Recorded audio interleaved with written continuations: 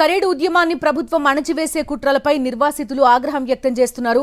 పోలీసులతో అక్రమ కేసులు పెట్టించి తమను భయపెట్టే ప్రయత్నాలు చేస్తున్నారని మండిపడుతున్నారు.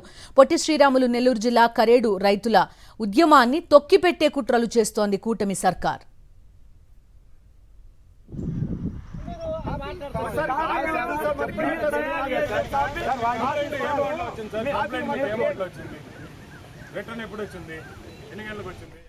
కరేడులో ఇండోసోల్ కంపెనీ ఏర్పాటుకు వ్యతిరేకంగా చేస్తున్న పోరాటంలో అజిత్ రెడ్డి కీలకంగా వ్యవహరిస్తున్నారు. దీంతో అజిత్ రెడ్డిని ఎర్రచందనం కేసులో అక్రమంగా అరెస్టు చేశారు కలిగిరి పోలీసులు.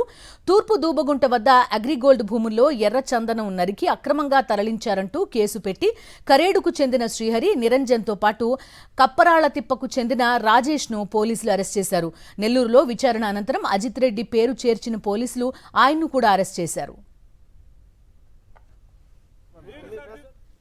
రైతు ఉద్యమాన్ని అణచివేసేందుకే అజిత్ రెడ్డిని అక్రమ కేసులో ఇరికించారని కరేడు గ్రామస్తులు మండిపడుతున్నారు. వారం రోజుల క్రితం ఓ కుటుంబ వివాదంలోనూ జోక్యం చేసుకున్న పోలీసులు 3 మహిళలపై హత్యాయత్నం కేసు నమోదు చేశారు.